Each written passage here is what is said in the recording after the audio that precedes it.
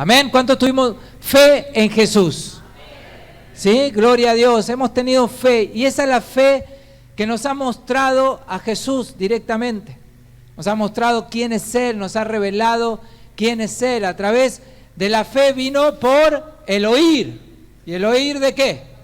De la palabra de Dios. ¿Sí? Por la palabra nos está revelando la vida y obra de Jesucristo. Y nosotros tenemos revelación espiritual de saber de que Jesús es nuestro Salvador. Esa es la fe principal, la fe que nos da revelación de Cristo. Pero después también hay una fe de vida. ¿Sí? Esto me hace acordar cuando la hacemos con mi mamá, la fe de vida todos los meses a los jubilados. ¿Sí? ¿Cuánto hacen fe de vida? En el celular, ¿vieron? Que hacer la fe de vida, que tenés que mover el ojito para saber que está vivo. Pero hay una fe de vida que es toda nuestra vida en Jesús. A partir de que recibimos a Cristo por fe, después tenemos que vivir por fe. Hay una vida de fe, la cual va a demostrar en quién creímos y en quién creemos y qué estamos creyendo. Nuestra vida de fe va a demostrar qué estamos creyendo. Va a demostrar si tenemos testimonio de lo que estamos creyendo. Va a demostrar que si creemos en la palabra, en lo que dice la palabra, en lo que enseña la Escritura y la aplicamos, entonces va a demostrar nuestro estilo de vida. Por eso solemos decir que es un estilo de vida el andar con Jesús, nuestra fe en Cristo Jesús. No es una religión. Una religión es simplemente normas, reglas, reglamentos que uno tiene que cumplir. Ahora nosotros lo que hacemos en Cristo Jesús es vivir la fe, porque no solamente cumplimos los preceptos para agradar a Dios, no para salvación, porque nuestra fe de salvación ya está, amén, ya la recibimos. Nosotros no tenemos que hacer obras para alcanzar la fe, la gracia ya la alcanzamos, por fe fuimos salvos. Ahora, sí hay obras de la fe, y para alcanzar esas obras de la fe tengo que vivirlas, tengo que hacer que esas obras sean vivas, y para eso tengo que creer, amén. Tengo que creer, tener una vida de creencia. Y para tener una vida de creencia no es una vida pasiva. Nosotros encontramos en la palabra de Dios discípulos. Esos discípulos lo que hicieron fue poner en obra lo que creían, lo que habían creído. Lo que ellos creyeron lo pusieron en obras. Vieron que Jesús sanaba enfermos y ellos lo pusieron en obras, sanaban enfermos. Vieron que Jesús enseñaba y ellos pusieron en obra las enseñanzas. Vieron que Jesús era misericordioso y ellos pusieron en obra la misericordia. Simplemente eso, es obrar las obras que Jesús ya preparó de antemano para nosotros. ¿Cuál es el primer ejemplo de fe? Bueno, hacer las obras que Cristo hizo. Ponerlas en práctica, simplemente. Las tengo que poner en práctica. Entonces, la fe se practica. Hay una fe también que nosotros practicamos y debemos practicar y poner en actividad, que es la fe que mueve lo sobrenatural. ¿Cuántos dicen amén? ¿Sí? Hay una fe que está moviendo lo sobrenatural. Es esa fe que uno cree en los imposibles de Dios. Y que Dios también nos entregó a nosotros para que podamos ponerla en práctica. La fe de lo sobrenatural. Y es ahí donde, cuando andamos en esa dimensión, donde empezamos a ver cosas que ojo no vio ni oído yo, ¿sí? Cosas sobrenaturales, fuera de lo natural, fuera del ámbito natural. Por eso nos podemos quedar con la fe de salvación y somos contentos, estamos contentos que fuimos salvos. ¿Sí? Somos salvos y estamos contentos de la fe de salvación. Y está bien, porque somos salvos y está bien. Nos podemos quedar con la fe de obras de testimonio, como hablábamos recién, ¿no? Tener un buen testimonio en obras de fe, en lo que creo, lo vivo. Pero también nos podemos ir al nivel de movernos en la fe sobrenatural. ¿Amén? Esa fe que mueve lo imposible.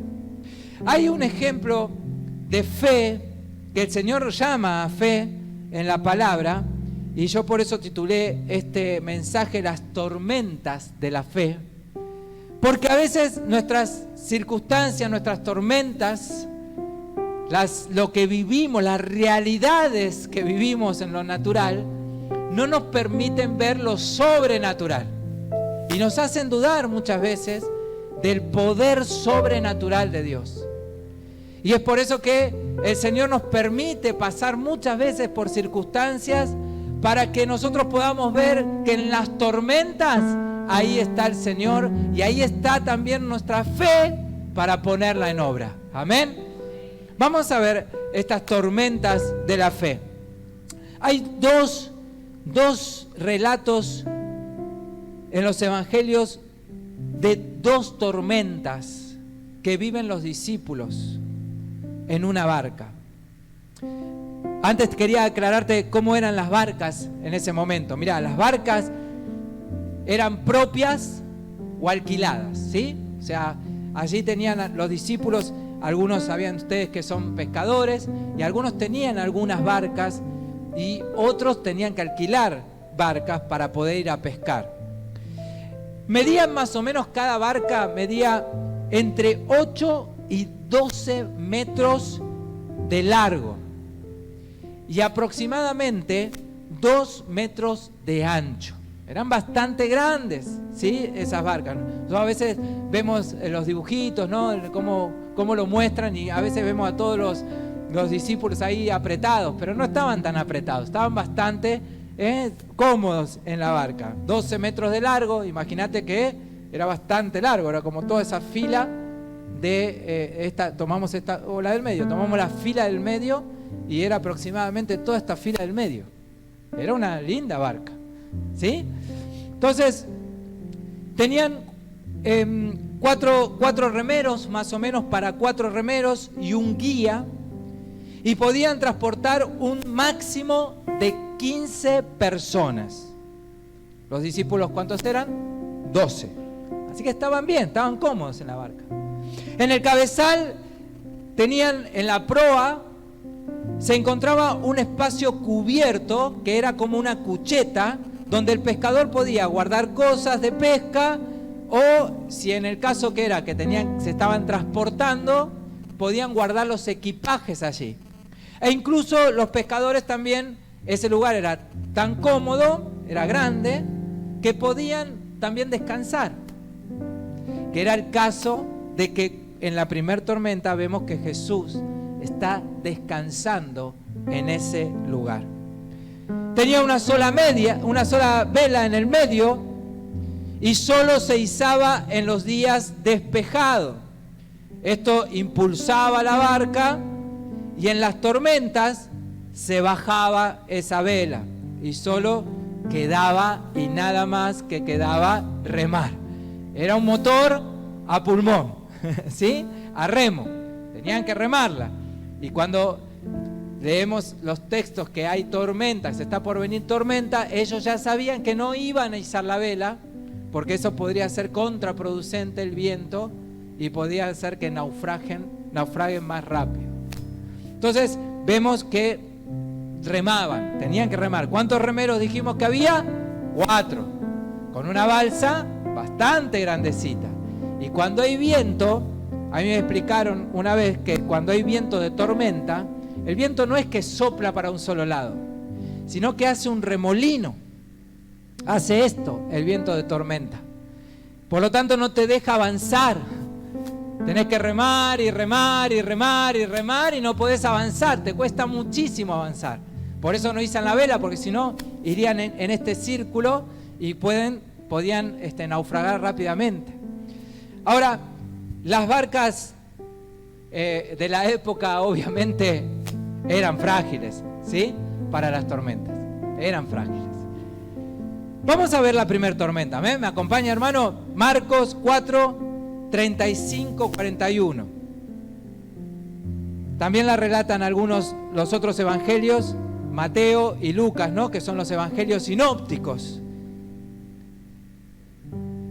El verso 35 dice: aquel día, cuando llegó la noche, les dijo: pasemos al otro lado. Y despidiendo a la multitud, le tomaron como estaba en la barca. Y había también con él otras barcas alrededor.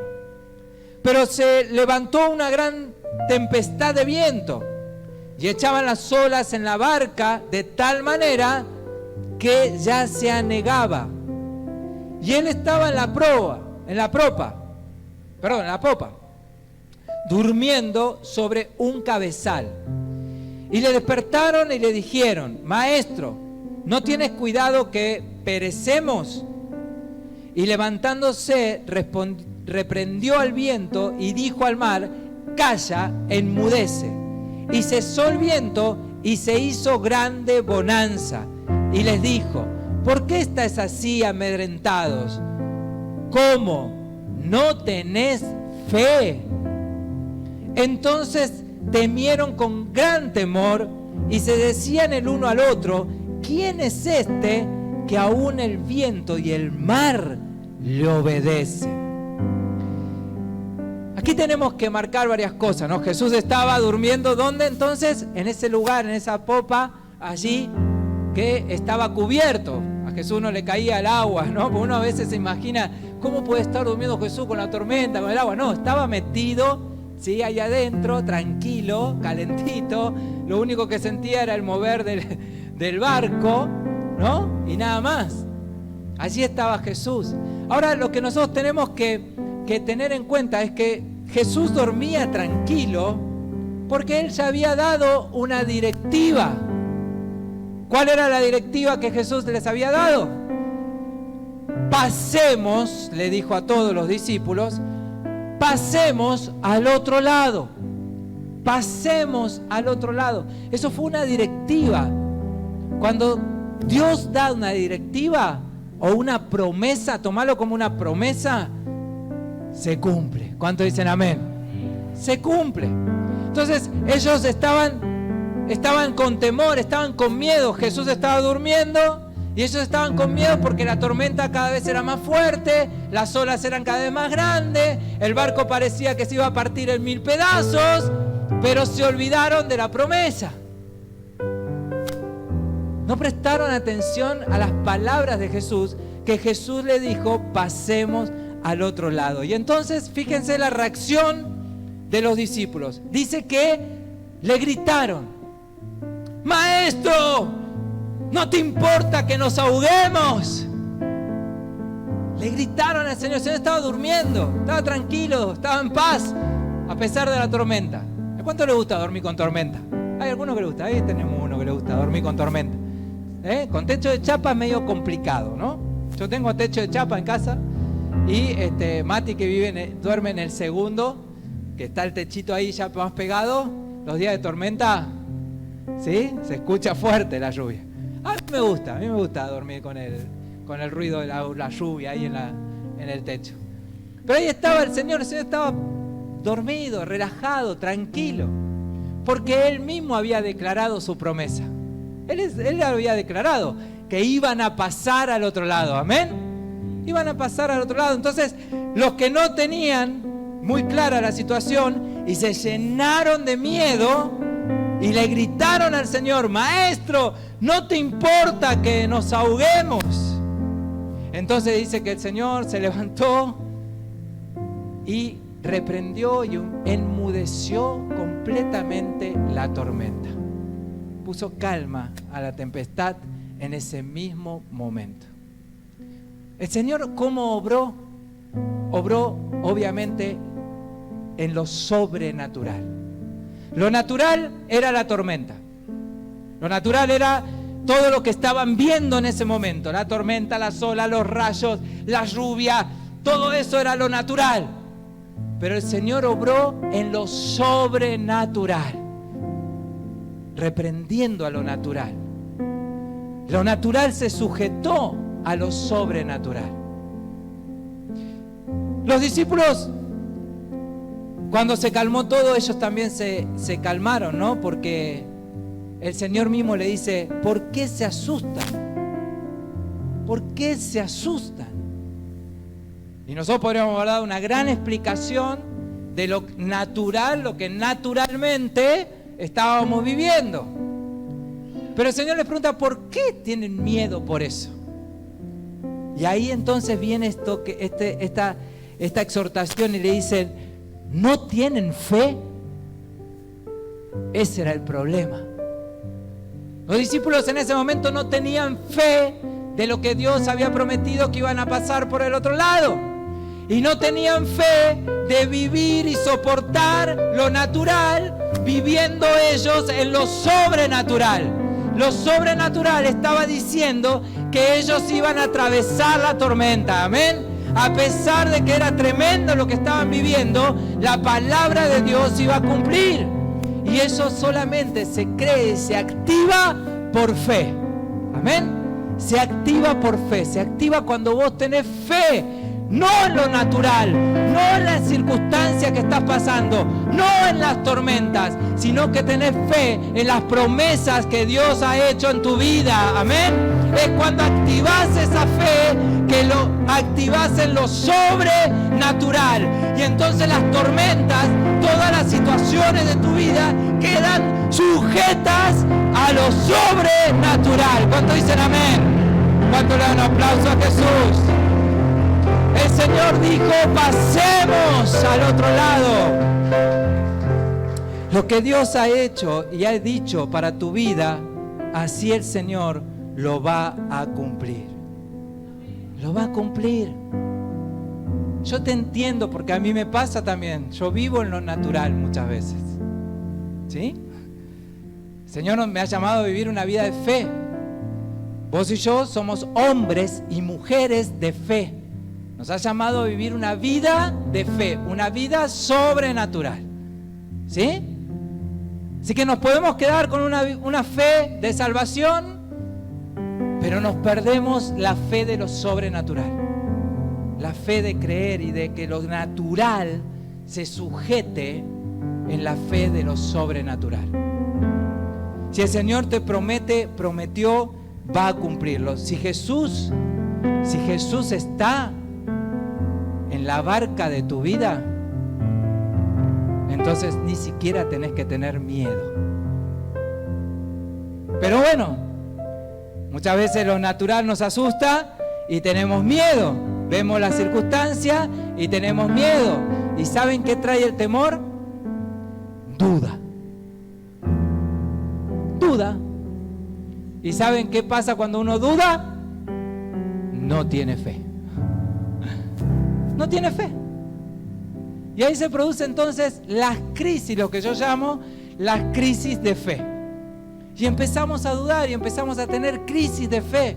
Y empezamos a creer que Dios ya no está conmigo, que Dios ya no está en esta circunstancia. Empezamos a preguntarnos ¿y por qué estoy viviendo esto? Y empezamos a preguntar un montón de cosas hasta que nos podemos llegar hasta tomar el atrevimiento que se tomaron los discípulos. De ir a despertarlo al Señor, que no era el problema que lo despierten. ¿Sí? Yo también lo hubiese ido a despertar. Pero el problema era lo que le dijeron. ¿Qué le dijeron ahí? ¿No te importa que nos ahoguemos? ¿A vos te parece que a Dios no le importa tu vida? Él la dio por vos. ¿A vos te parece que a Dios no le importa tu circunstancia? Sin embargo, estas personas se tomaron el atrevimiento de decirle al Señor, ¿no te importa que nos ahoguemos? Me hace acordar al pueblo de Israel en el desierto. ¿Te acordás como les decían a Moisés? No te importa que nos trajiste hasta acá, hasta el desierto. No te importa que nos vamos a morir ahora acá en el desierto. No te importa, claro, queremos volver a Egipto. ¿Para qué nos trajiste acá? No te importa. Al Señor le importa cada pelo de que se te cae de tu cabeza. Amén. Cada pelo que se cae de tu cabeza, el Señor los tiene contados, dice el Señor. Cada lágrima que se te cae, cada lágrima, dice que el Señor la junta en una vasija. Mirá si el Señor no te tiene en cuenta. Mirá si el Señor no le importa tu vida. Le importa tu vida, le importa tu circunstancia, le importa lo que estás pasando. Le está importando lo que estás viviendo, lo que estás sintiendo. Le importa absolutamente todo de vos. Todo. Los que tenemos el problema somos nosotros. Que tenemos esas crisis de fe y creemos que al Señor no le importa lo que nos está pasando. Vamos a la segunda tormenta. Amén. Si Jesús está en la barca de tu vida, ¿cuántos tienen a Jesús en la barca de la vida? Gloria a Dios. No hay tormenta que nos pueda detener y alcanzar. Amén. Pero vamos a ir a ver a la segunda tormenta que nos relatan los evangelios. Estas las encontramos en Mateo, Marcos y Juan. Y la conocemos como Jesús camina en el mar, sobre el mar. Veamos el total de la historia comparando un poco los evangelios, ¿sí? Así en Mateo 14, 22, 23, Jesús prefirió, dice, quedarse el día, había sido largo, y decidió quedarse a orar, a descansar, ahí un poco solo. Decidió decir, me quedo a orar, adelántense. Dice en Juan 6:19, no lo busquen porque yo voy a estar salteando así varios, anoten si quieren los versículos. Los discípulos, dice en Juan 6:19, los discípulos embarcaron y salieron de noche solos. Jesús, esta vuelta, se quedó, no subió a la barca, se quedó orando. Dice que salieron de noche y la distancia que habían recorrido era ya unos 6 kilómetros, mar adentro.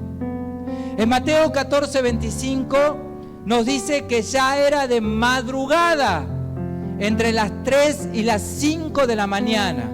Y se dice que esa es la hora más oscura. Cuando en ese mismo momento se desata una tormenta. Lo más asombroso de esta historia, que dice que en Marcos 6, 48, dice que Jesús no estaba en la barca, dijimos, pero dice ahí en Marcos 6, 48 que vio a los discípulos. ¿Cómo los pudo ver si no estaba él en la barca? ¿Sí? Un gran telescopio tiene el Señor, que vio mar adentro, 6 kilómetros mar adentro, vio que los discípulos estaban nuevamente en problemas. 6 kilómetros de distancia. Solo Mateo 14, 22, 33 da el detalle de que Pedro caminaba sobre el mar. Los discípulos estaban completamente, nuevamente, ¿cómo estaban? Asustados, temerosos por las fuertes olas y el gran viento que se había desatado. Y relata así el texto en Mateo 14, 22, 33, dice que encima el Señor, desde la costa, se transporta hacia el mar, hacia donde estaban los discípulos. Primero que los vio, 6 kilómetros de distancia, y después se transporta hacia el mar, hasta donde estaban ellos. Y ahí donde estaban ellos, entonces empezaron a gritar los discípulos, más asustados todavía, diciendo: ¿qué es eso? Es un fantasma. No llegaron ni a reconocerlo, no reconocían, no pudieron imaginarse lo sobrenatural. Estaban lejos de lo sobrenatural. Nuevamente estaban enfocados en lo natural, solo en lo que estaba pasando. Y otra vez ahí estaban: ¿qué es eso? Un fantasma encima de la tormenta, ahora también un fantasma. Y solo Pedro gritó, el grito de Pedro, que le dijo, si sos vos, voy allá, voy donde estás vos, maestro. Solamente Pedro, tuvo esa audacia. Tuvo un momento de fe, de lo sobrenatural, porque ahí Pedro se posesionó en lo sobrenatural, porque te dijo, voy ahí, me bajo de la barca y voy ahí. Para hacer eso tenía que posesionarse en lo sobrenatural. Así que solo Pedro tuvo la fe, esta que estamos hablando, de lo sobrenatural, amén. Solamente Pedro lo tuvo. Y entonces le dijo, si sos vos, allá voy, Señor. Y el Señor, ¿qué le dijo? Ven, ven. Soltó una palabra sobre Pedro. ¿Qué hizo Pedro? Tomó esa palabra, la creyó por fe. Pedro estaba en lo sobrenatural y entonces creyó la palabra sobrenatural y se bajó de esa balsa y caminó sobre esa palabra, sobre lo natural. Caminó sobre las aguas, sobre lo natural. No le importó la tormenta, lo natural, esa tormenta que acechaba, los rayos, no le importó nada. Él se bajó, creyó la palabra que Dios le había lanzado, creyó en esa palabra profética, se posesionó en ella, se bajó y caminó en esa palabra, por fe.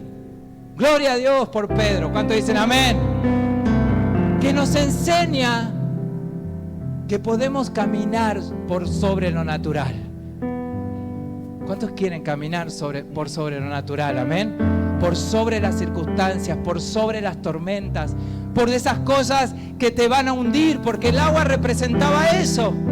El agua representaba que te hundís si bajabas. Y hay cosas que vos sabés que si las creés en lo natural, te van a hundir. ¿Sí? Te van a hundir. Pero si vos crees la palabra que Dios lanzó para tu vida, entonces vas a caminar sobre eso. ¿Amén? ¿Cuántos están entendiendo? Van a caminar sobre lo natural, siempre que creas en la palabra de Dios. Allí el Señor les dice, cuando Pedro le dice, le suelta esa palabra, ven. Pedro camina, va seguro, y de repente en el verso 30-32 sucedió lo que no tenía que suceder. Nuevamente Pedro se enfoca en lo natural. Otra vez está viviendo una vida natural. Otra vez miró las tormentas, miró las circunstancias. Ya estaba llegando al Señor, ya le faltaba poquito, le faltaban unos pasos nada más para completar lo sobrenatural en su vida. Iba a ser tremendo, iba a ser el único que había caminado por completo sobre las aguas hasta donde Jesús estaba. Pero sin embargo, lo venció la incredulidad. ¿Cuántas veces, mi querido hermano, mi querida hermana, no alcanzamos lo sobrenatural por falta de fe, por no practicarla, por no practicar lo sobrenatural, por no creer en lo que Dios puede hacer, en lo que Dios te ha prometido, en lo que Dios dice que puede hacer y lo hará? No alcanzamos ese nivel sobrenatural porque dudamos. Tenemos crisis de incredulidad como la que le pasó a Pedro. Pedro, al estar en lo natural, ¿qué le pasó? Dijimos que lo natural te hunde.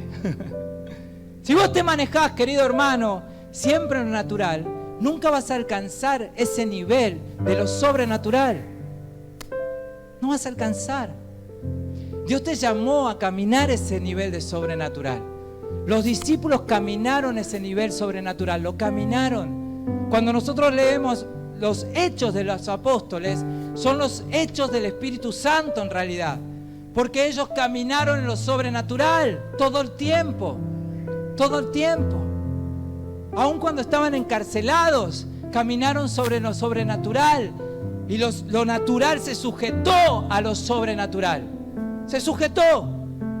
Cuando, por ejemplo, estaban allí Pablo, Silas, presos, empezaron a cantar himnos espirituales, himnos sobrenaturales, himnos que movían el poder de los cielos, himnos que movían a lo natural, y lo natural se sujetaba. Dice que la tierra temblaba, las cadenas se rompían, las puertas de las cárceles se abrían. Eso es caminar una vida sobrenatural. ¿Y a qué crees, mi hermano, que Dios te está llamando? ¿A venir a la iglesia cada domingo? ¿Simplemente? ¿A vivir una vida de salvación? Gloria a Dios, soy salvo. ¿O te estás llamando a vivir una vida sobrenatural? Empezar a creer de verdad lo que Dios puede hacer y usarte en la medida sobrenatural, en la medida que vos puedas creer. Amén.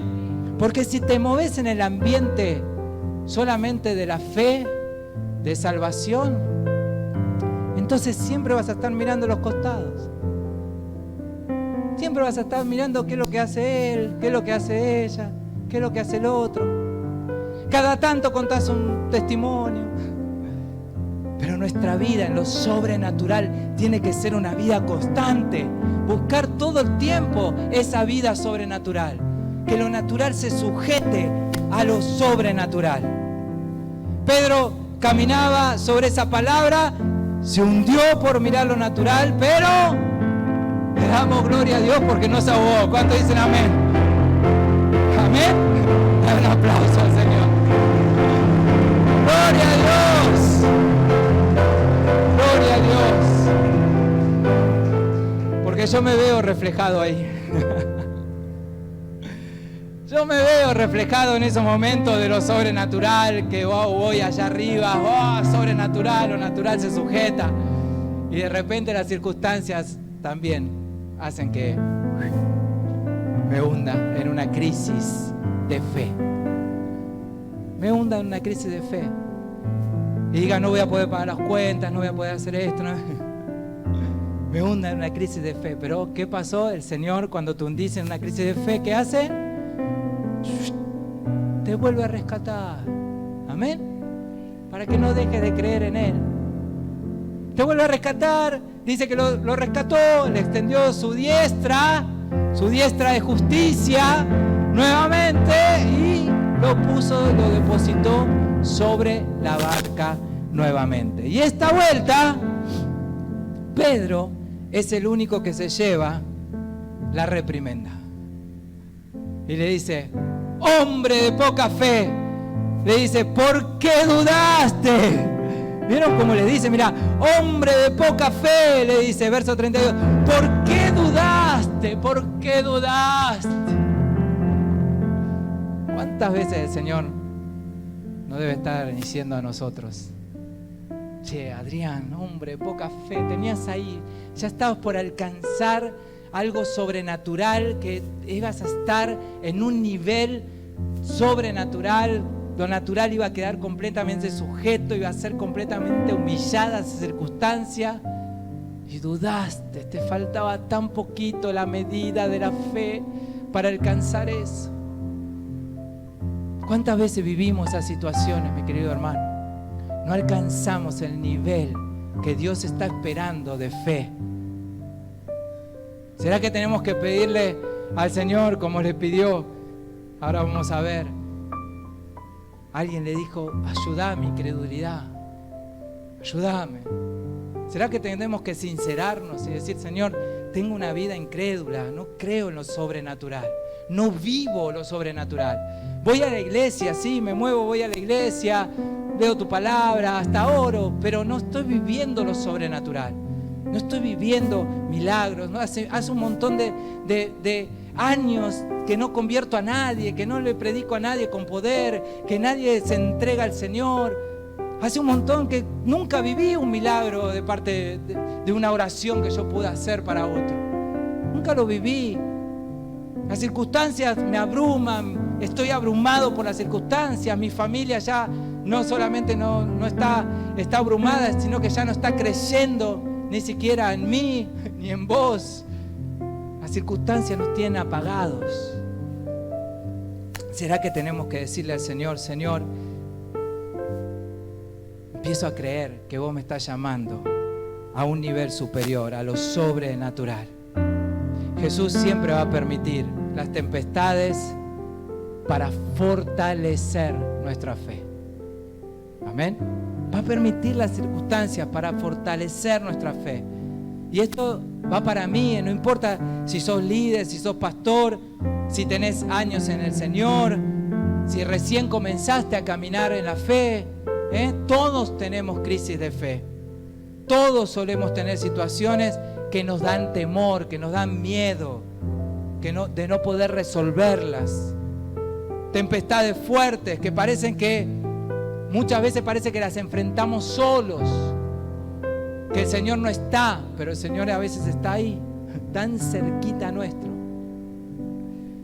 Siempre está el Señor, amén. En esa ocasión que les decía de ese hombre que pidió que lo ayude a creer más, lo encontramos allí en Marcos 9:19. Con esto vamos concluyendo. En una ocasión dice que Jesús bajaba del monte de la transfiguración, donde le mostró su gloria, ¿a quién? A Pedro, a Santiago y a Juan. Se llevó a 3 discípulos y él se transfiguró, le mostró toda su gloria. ¿Ven? Este soy yo, en gloria, completamente transfigurado en todo su esplendor. ¿Se acuerdan de esa historia? Los discípulos estaban ahí, se quedaron ahí y dijeron, hagamos una enramada acá, no queremos bajar más. Sí, nos queremos quedar acá, ¿para qué vamos a seguir bajando? O sea, ya está, vimos tu gloria, vamos a quedarnos acá, nos queremos quedar con vos. ¿Se acuerdan que en la ocasión encima vino Elías y Moisés? Allí estar con ellos. Y entonces ellos no querían bajar más, pero el Señor que dijo, listo, hasta acá llegamos, hay que seguir, muchachos. Hay que bajar a lo natural para mostrar lo sobrenatural. ¿Cuántos están entendiendo? Habían visto lo sobrenatural, tremendo, habían visto la gloria de Dios en todo su esplendor. Pero el Señor le dijo, ahora, con esto, con lo sobrenatural, bajamos a lo natural. ¿Y en lo natural con qué se encontraron? Dice ahí en Marcos 9:19 que les dice, gente sin fe, ¿hasta cuándo tendré que estar con ustedes? ¿Hasta cuándo tendré que soportarlos? Tráiganme al muchacho. Porque apenas bajaron de eso, se encontraron con una situación que estaban los discípulos que se habían quedado con un muchacho endemoniado. ¿Sí? Que se tiraba al fuego, ¿se acuerdan? Y ahí estaba ese momento espiritual donde los discípulos no podían hacer nada, no podían liberarlo a este muchacho. Y estos que bajaron después de ver la gloria de Dios, se supone que bajaron con toda la fe, ¿no? Pero tampoco pudieron. No alcanzó ni siquiera la fe de ver la gloria de Dios para decir, Pedro, Juan, para agarrar y decir, tranquilos, voy yo. Amén. Mira, tranquilo. No pudieron, tranquilo, voy yo. Ni siquiera ellos pudieron. Tuvo que hacerlo el Señor, liberarlo a este muchacho. Le dice el Señor, ¿hasta cuándo tendré que soportarlos? Tráigame el muchacho. Y Jesús dijo, ¿cómo que si puedes? Todo, escucha esto, mi hermano, es palabra de Dios. Todo, ¿qué es? No, todo, ¿algunas cosas o todo? Todo, mi hermano, ¿estamos de acuerdo? Lo leo y lo creo, ¿sí? Leo el todo y lo creo. Todo es posible para el que puede creer. ¿Cuántos dicen amén? Todo es posible para el que cree. Entonces el padre del muchacho gritó, exclamó y dijo, yo creo. Claro, quería ver a su hijo libre, entonces dijo, yo creo. Ayúdame a creer más si es necesario. Ayúdame a creer más. El Señor simplemente reprendió ese espíritu inmundo y el espíritu inmundo salió rajando. Lo sobrenatural hace que lo natural se sujete y aún lo espiritual también se sujete. Amén. Amén. Y esa es la iglesia que Dios está buscando. Una iglesia que camina por sobre lo natural, que se deja de ver las circunstancias naturales para caminar sobre lo sobrenatural. Amén. ¿Para qué? Para llevar palabra de vida, para llevar liberación, para que el Señor nos diga más. ¡Qué generación incrédula! ¿Hasta cuándo voy a tener que soportarlos? Hombres, mujeres de poca fe. Yo quiero en esta noche posesionarme en el lugar de este padre desesperado y decir: yo creo. Pero también poder confesar en esta noche y decir: ayúdame, Señor, a mi incredulidad. Amén. ¿Y ustedes creen que Dios no va a hacer? ¿No nos va a ayudar a nuestra incredulidad? ¿Y no va a llevarte a un nivel superior de lo sobrenatural, para que lo natural quede sujeto a lo sobrenatural, para que lo espiritual, si hay algo espiritual, también quede sujeto a lo sobrenatural? ¿Crees que Dios no puede hacerlo? Porque Dios nos dice que todo le es posible. ¿Para quién? Para el que puede creer. Amén. Si Dios lo dijo, Dios lo cumplirá. Pasemos al otro lado, dijo el Señor. Vayan, pasen. Amén. Gloria a Dios. Tremenda la palabra de Dios, mi hermano. Te voy a invitar a ponerte de pie. Creo que tenemos que enfocarnos para andar en este nivel sobrenatural. Tenemos que enfocar nuestra fe primeramente.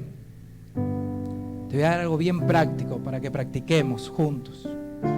Primeramente, enfocarnos en lo que Dios dijo, en lo que Dios prometió. Dios dijo, Dios prometió. Tal vez te dijo: pasemos al otro lado. Pasemos juntos al otro lado. Lo único que tenemos que hacer es creer que si Dios dijo que vamos a pasar, vamos a pasar. ¿Sí? Vamos a llegar, vamos a pasar, vamos a llegar a esa promesa que Dios nos ha dado. Tal vez Dios te está diciendo: anda, vayan, pasen al otro lado. Te está mandando, te está encomendando, te está diciendo: anda, hacela vos. Amén. Yo me quedo acá. Voy a estar mirándolo siempre. Porque el Señor siempre tiene los ojos fijados sobre tu vida. Siempre. Nunca los deja de sacar de tu vida. Nunca, nunca. Él los sigue fijando sobre tu vida. Siempre. Y si necesitas ayuda, Él va a estar ahí, al lado tuyo. Siempre. Amén. Y te va a estar animando otra vez. Y te va a estar diciendo: dale, animate un paso más. Animate un paso más de fe. Vamos a practicar de vuelta. Otra vez esto de la fe sobrenatural. Amén. Vamos a practicarlo una vez más. Dale, ¿quieres venir? Vení. Dale. Camina ahora. Empezá a caminar sobre las aguas. Sobre lo natural. Empezá a caminar ahí. Que lo sobrenatural se sujete a lo natural. Empezá. Te va a llamar. Te va a decir: vení, dale. Tal vez lleguemos a pasar completamente ese camino, o tal vez nos hundamos como le pasó a Pedro, pero así todo el Señor otra vez te va a sacar una vez más, una y otra vez, todas las veces que sea necesario, te va a sacar, te va a mover una vez más para que puedas caminar sobre lo sobrenatural. Amén. Para que puedas andar en ese nivel sobrenatural. Los discípulos lo aprendieron eso. Lo aprendieron. Después de tantas cosas que pasaron, lo aprendieron. Cuando vino el poder del Espíritu Santo sobre ellos y en ellos, entonces ahí anduvieron sobrenaturalmente toda su vida. Déjame preguntarte si el Espíritu Santo está sobre tu vida. Y si el Espíritu Santo está sobre tu vida y está en tu vida, ¿no será el momento de empezar a mover lo sobrenatural? Amén, iglesia. ¿Será el momento de decir, Dios me llamó a esto, me llamó a las almas, voy a convertir almas sobrenaturalmente? Amén.